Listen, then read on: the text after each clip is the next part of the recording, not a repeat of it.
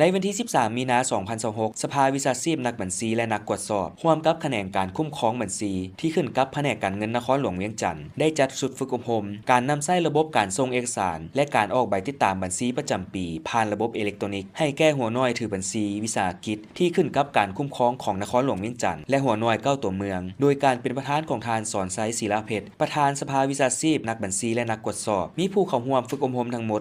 166ทานเข้าร่วมฝึกอบรมแบบซึ่งหน้า36ทานและเข้าร่วมทั้งออนไลน์130ทานในสุดฝึกอบรมหัวข้อดังกล่าวแม่นได้รับฟังการบรรยายจากนักวิทยากรผู้ที่มีความรู้และประสบการณ์ตัวจริงเป็นต้นแมนท่านนางคำแหวนจินดาวงศ์คณะบริหารงานสภาวิชาชีพนักบัญชีและนักตรวจสอบและพนักงานจากแผนกการเงินนครหลวงเวียงจันทน์ท่านบุญทันทองประเสริฐห้องหัวหน้าแขนงคุ้มครองการบัญชีและท่านศรีเสลียวศรีเสวยวิชาการแขนงคุ้มครองการบัญชีจุดประสงค์ของการฝึกอบรมเพื่อยกระดับความรู้ทางด้านขั้นตอนการรายงานของการนำใช้ระบบการส่งเอกสารและการออกใบติดตามบัญชีประจำปีผ่านทางเว็บไซต์และเพื่อเป็นการสร้างขีดความสามารถแบบต่อเนื่องให้กับนักบัญชีที่ติดพันกับหัวหน่วยธุรกิจต่างๆที่มีหน้าที่และมีภาระบทบาทในการนำใช้ระบบดังกล่าวแก่วิสาหกิจเนื้อในการฝึกอบรมแม่นลงลึกทางภาคทฤษฎีและการปฏิบัติตัวจริงด้วยการนำพาเข้านำใช้ระบบโดยเนื้อในลงลึกเกี่ยวกับ 1. แนะนำขั้นตอนการส่งเอกสารรายงานการเงินประจำปี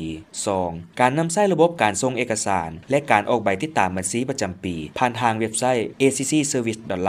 3. การเฮ็ดบทบันทึกในการกดกาการจัดตั้งปฏิบัติเวียงงานบัญชีวิสาหกิจในตอนท้ายของการฝึกอบรมท่านนางคำแหวนจินดาวงศ์คณะบริหารงานสภาวิชาชีพนักบัญชีและนักตรวจสอบได้มอบใบยั่งยืนให้แก่นักสัมมนากรที่ได้สำเร็จการฝึกอบรมในครั้งนี้